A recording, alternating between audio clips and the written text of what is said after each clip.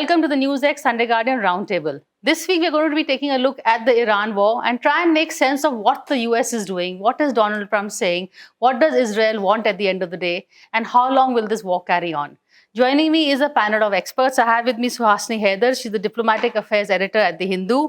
Ambassador Kanwal Sibal, who's also been the former Foreign Secretary. Ambassador Pavan Varma is also former MP and author. And Ambassador Manjeev Puri. Suhasini, I'll begin with you first. If you can just put this conversation in perspective. We are day 33 of the war, 32 of the war. Where are we now? Donald Trump has said that this is not going to end anytime soon. So what do you make of all this? I think if you look at it from an Indian perspective and then look at Indian diplomacy and where it has been, this is a very unusual war because it seems to be neither on the side of our values or of our interests as the war progresses particularly.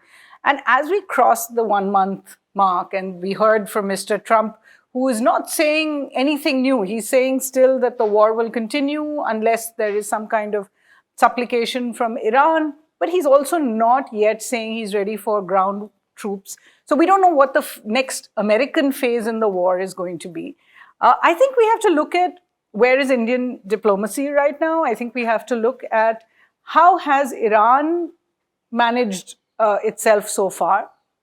It's also important to look at what we need to do in the next few months to deal with what economists are now calling the biggest, most severe blow to the economy that is going to come. So if we can see it coming, how do we prepare for it in a certain sense? The Prime Minister has made what can only be considered a very ominous sort of comparison to COVID. Correct. So I think what we have to look at is, can India roll with these punches? Can India broaden its diplomatic options? Were there mistakes right at the beginning or not? I guess those are now academic exercises. At the end of the day. Okay, so first half, let's take a look at what the Ambassador Sibal, what the US really wants out of this war, and the second half, we'll take a look at India's reaction to it. So first, the US. Well, I think the question to be asked is what US wants or what Israel wants. Good question. Good question.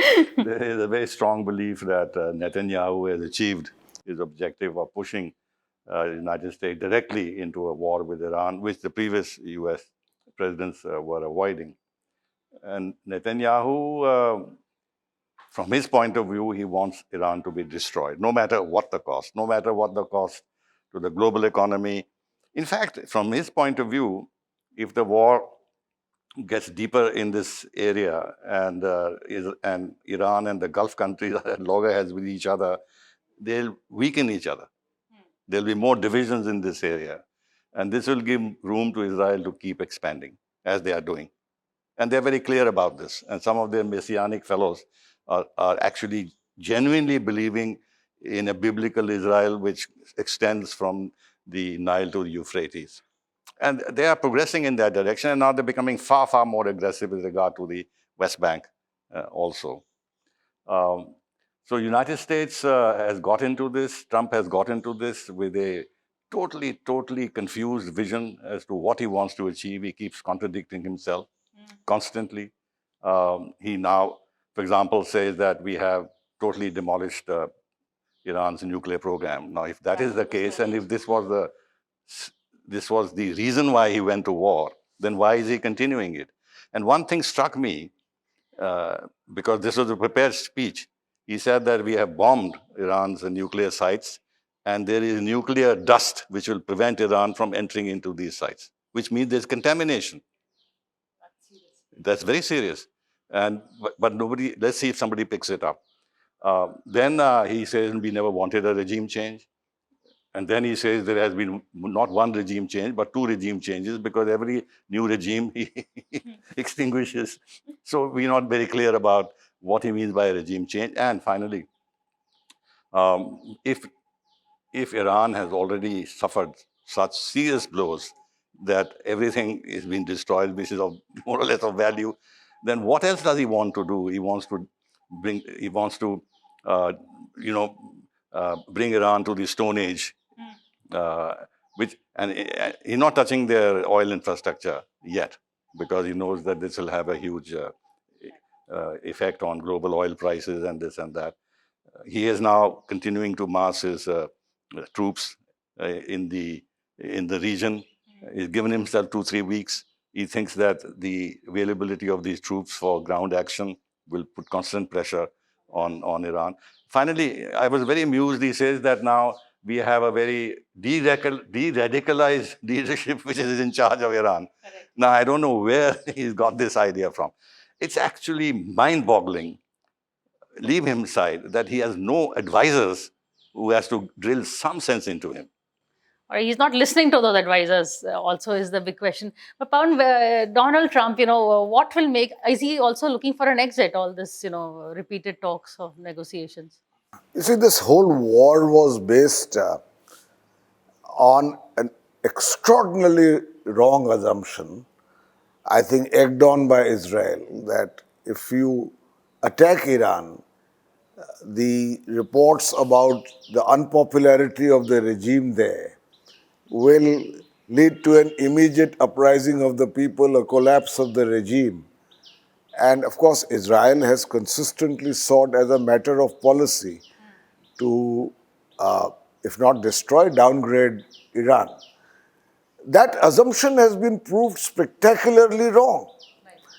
And now that it has been proved wrong, I think President Donald Trump, to ask your question, is looking for a face-saving formula of how to exit. Whereas Israel continues to wish to carry this forward to the extent that it suits its interests.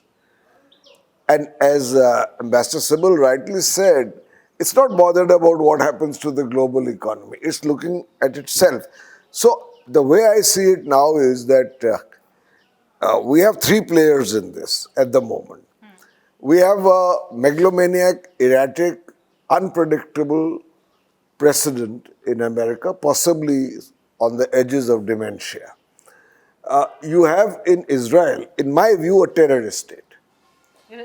Israel. Because Israel has consistently over the last few decades defied every norm or resolution of the UN to live in harmony in its region with the two-state theory. It is not willing for that, and it's currently ruled by a bunch of hardliners on a very fragile coalition government where the ability of the regime to survive depends on being more radical than they need to be. Yeah. So Israel, in my view, is a terrorist state. And in Iran, we have an unpopular regime, no doubt, but no one has understood that they have prepared for this for the last 40 years.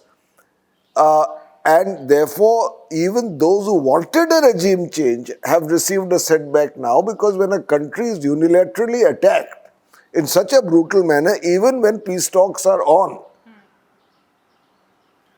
there is a certain consolidation that happens in terms of nationalism and the country itself. So there is a very hardline, radical leadership now in place in Iran. That's not a new regime by any chance. And there is a system of command which will go down to the very bottom. So any attempt, and let me say this as a final word, by America to bring in boots on the ground will be a disaster for America. And the only redeeming feature we have is the rising tide of public opinion in both America and Israel to stop the war. So that in sort of sums it up. Since you said that we will discuss India in the second half, I'm reserving my comments for that. Okay, on that note, Ambassador Manjeev, in terms of what will it take to stop the war, really? We discussed mediators last time you and I had a conversation. Priya, look, I want to take this in a slightly different direction.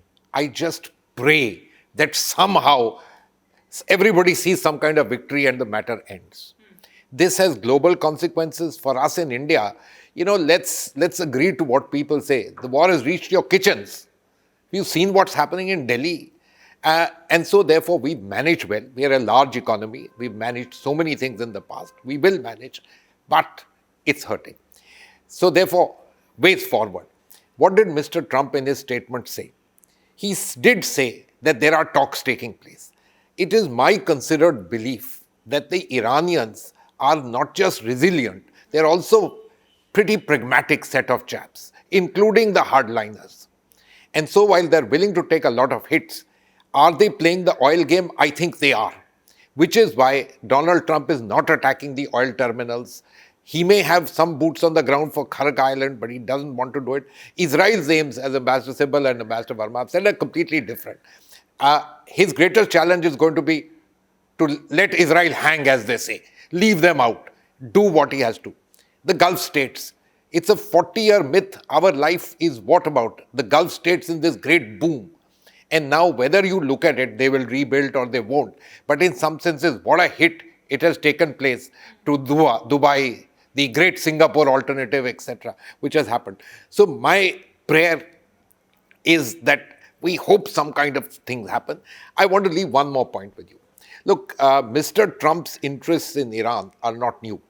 In Trump 1.0, he pulled out of the JCPOA and he pulled out of the climate negotiations. All of these are hinged on oil.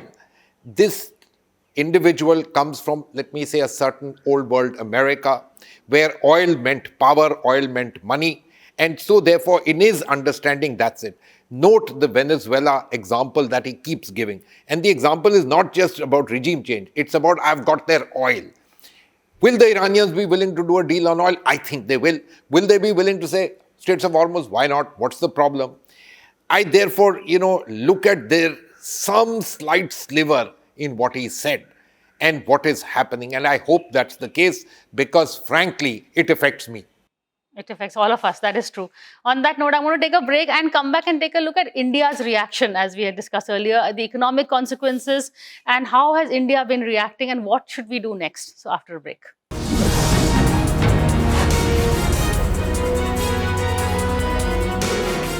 Hello and welcome back to the Newsx Sunday Guardian Roundtable. We're taking a look at the war in Iran. And Suhasini, you mentioned earlier, India's reactions. We began by visiting Israel on the eve of the war, really. And then after that, we distanced ourselves from Iran. We did not react when their leader was killed. But after that, we have done a sort of about turn. So are we now on the right path? What role should India play? We can't be mediators. I think you're absolutely right. As a foreign policy observer, I would say I had practical whiplash, just trying to see which way Prime Minister Modi himself, who was driving this policy, was going. Because the visit to Israel was not a normal visit. It is very rare for the Prime Minister to visit a country just on the brink of an election to begin with. Also a country that it seemed, there were already so much military positioning happening that there was a chance that there would be a war during that time. And we've already seen the embarrassment other leaders have faced, whether it's Prime Minister Vajpayee going to China when the Vietnam invasion happened, or Imran Khan going to Russia when the Ukraine invasion happened, that normally diplomats or official advisors would keep the Prime Minister away from that kind of thing. He went to Israel and then he said, we stand shoulder to shoulder with Israel in the moment and beyond. So it seemed like India was giving its support to Israel for what was going to come. Yeah, but that time nothing had happened. Nothing had happened, but it was clear whether it was days or weeks it was going to happen. Now you come to the situation, the second part. As I said, there have been 4 shifts. So the second part was when he returned and then this attack happened and the the Supreme Leader Khamenei was killed. Again, what we saw was the MEA put out a fairly anodyne statement, dialogue and diplomacy. But Prime Minister Modi made a point of condemning Iran's attacks on the UAE during a conversation with the UAE president. But what was stark was there was no criticism of the US and Israel that had started the strikes. So there was no mention of the US and Israel, and that went on for a few days.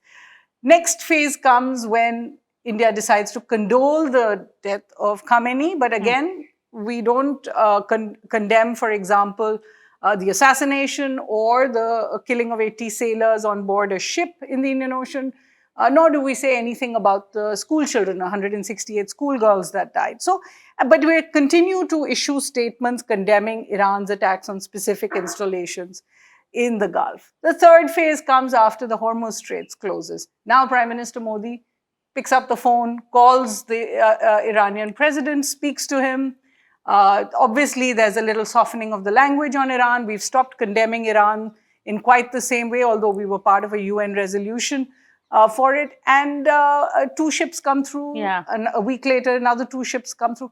I think finally, when you see Prime Minister Modi's speech in Parliament, you see the actual contrast between what he said in the Knesset, where India was taking a stand in favor of one country, to a month later when he said, as Ambassador Puri said, to a month later where he said, India is being affected and we need to take our diplomacy in the direction of dialogue and that sort of thing. So I think what we've seen is a real shifting of position, which has come back to what I would call a much more traditional Indian position. On that note, there has been a shifting, Ambassador Sibal, but Prime Minister Modi has been able to sell that position. Iran, we were one of the first few countries to get that oil. So there is a lot of goodwill in Iran for India, or that still continues.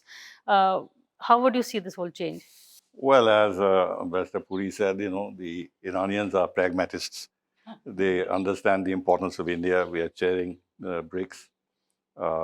We have a certain profile in international relations. We are the voice of the global South in a sense. They want to keep us on their side, and whatever we've done, and this has been spelled out in terms of some of the missteps that we took, they have overlooked that.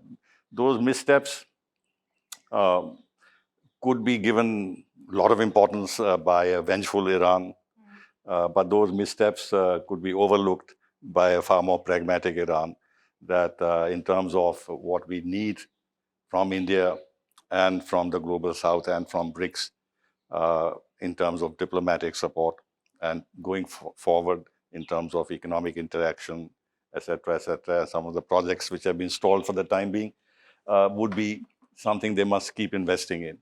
So I think they are playing a very sensible game. And since they are playing a sensible game, so we've also started playing a more sensible game of paying attention to our longer term interests. And now I think there is a very acute realization, which I'm surprised that it wasn't the case before, that the consequences of this war, not only on India, on the global economy, the second order effects, the third order effects would be terrible. And we are 1.4 billion people, 85%, 88% dependent on energy from abroad. And this is the place which actually is the biggest concentrated source of global energy. And then we had all these programs with the UAE especially, but in the Gulf itself, which was a great success of our foreign policy, that they have a lot of money, they have very ambitious programs, 2030, they want to change the face of their countries in the advanced areas, whether it is critical raw materials, green hydrogen, or computerization or space or everything else. And we had programs of cooperation with them. And they were providing a very efficient financial and business environment, which was attracting more and more investment and expatriates. Quite apart from the fact that we have 10 million people there and remittances and everything else. So I think the biggest blow, the two friends of ours, the United States and Israel, have delivered to any country by their action is India. And we must recognize that. It might hurt other countries, but the scale at which it can hurt us, if this continues, is going to be tremendous. Very well put, I must say. Your take. Normally, both as a diplomat and someone in public life, I don't like to make a comment in a hurry on foreign policy, which is a matter of national consensus. The government of the day is best equipped to deal with situations. But in this particular case, frankly, and I don't want to pull my punches on this, I'm flummoxed at the extraordinary deference a country like India has played to the unilateral aggression against Iran. The optics of it, first, Prime Minister's visit to Israel, even if that is considered a coincidence, there are some principles. There's a debate on in India between so-called moralists and idealists. And I believe it's a sterile debate because in certain principles stands our realistic advantages. Those principles are sovereignty, non-aggression, and the peaceful resolution of disputes. Now the sovereignty of a country is violently violated, if I may put it.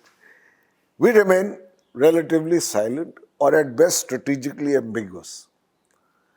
Then the head of state of a friendly country with whom we have diplomatic relations is killed through an assassination. And we don't condemn that either until later when we sign the condolence book. Now, for a country like India, 1.4 billion people, the world's largest democracy, a rising economic power, a nuclear weapon state with a legitimate right to sit on the high table of the world, if it is decided that its new policy will be to either be silent or to speak softly or to somehow survive and adjust to on terms of expediency, it doesn't work in the long run. If we keep quiet on this blatant violation of another country's sovereignty, we have China on our border. What will you say then to peaceful resolution of disputes? So therefore, I am unable to understand the direction of our foreign policy, although I give credit to the government because it's actually handling it. But as an observer, I am unable to understand it. 3 mediators, Egypt, Turkey, Pakistan, all condemned the attack, all condemned the killing of Khomeini. They are mediators today. We are not. We are the chair of BRICS. Why did we not convene an emergency session of BRICS that represents half of humanity to ask for an immediate cessation of the war?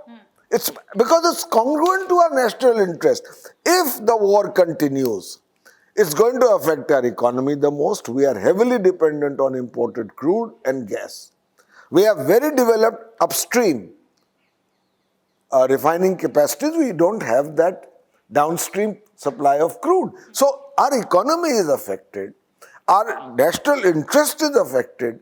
And yet we remain quiet. And that is precisely, and last point, why I objected to the condition of the US-American-Indian trade deal. I'm not against a trade deal, and there are gives and takes, but there cannot be a trade deal at the cost of sovereignty where the other country dictates to you where you source your imports from, as it did in this case by publicly announcing a committee through a presidential order that we will not directly or indirectly buy Russian oil and it will be monitored. No country can accept it. Why did we? So therefore, I feel that it's time for India to be assertive, because India is not a tin pot dictatorship with an economy and polity about to collapse like Pakistan. Any comparison with Pakistan is misplaced. India is India. And therefore, strategic, if I may add just, strategic calibration cannot be strategic capitulation. You cannot have a swap moral abdication as a substitute for strategic flexibility. I think they have voiced a lot of what you are probably thinking, Ambassador Puri, but...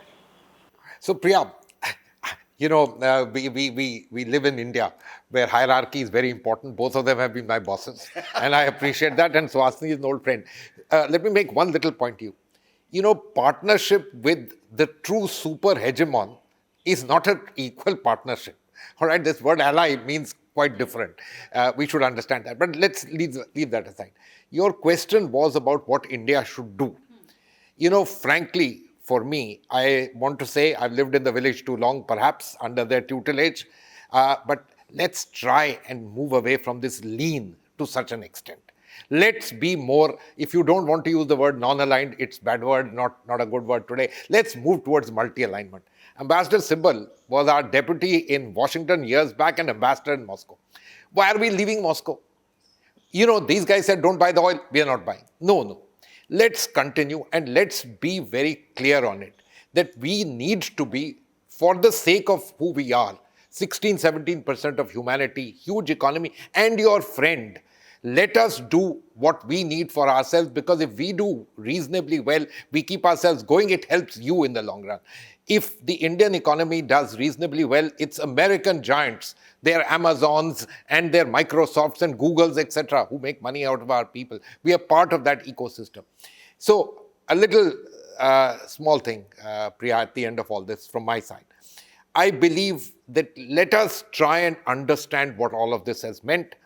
Mr. Trump 1.0 was an accidental presidency. And so he had with him a lot of people who were generals, etc., who were nationalists but were institutionalists. I'm afraid that's not the case. Now, let's leave aside capriciousness, legacy, all those are different matters. Here is an institution which is only said America first and a kind of America first and their definition. And so in all of this, we need to try and say, let's have a bit of India first, which means lean. No one says you shouldn't have good friendship, lean as much as you can, but keep yourself leaning in various directions.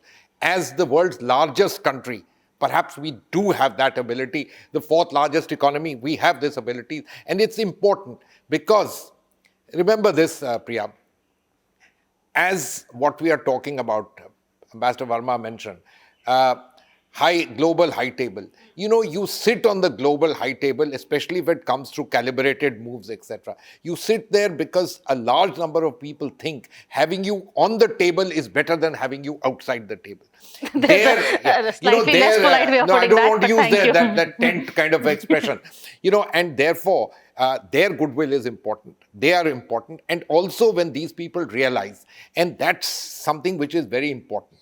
G20 is a very good example in a sense of multi-alignment, multi-polarity in all of this, created for a variety of reasons, created that time by the Americans, who said just a G2 is not a great idea for us.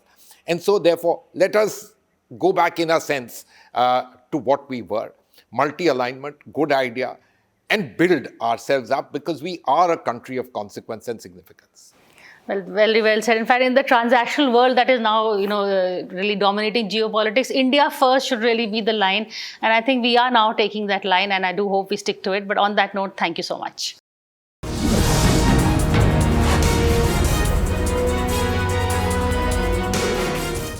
For more such videos, subscribe to the Newsx YouTube channel, hit the bell icon.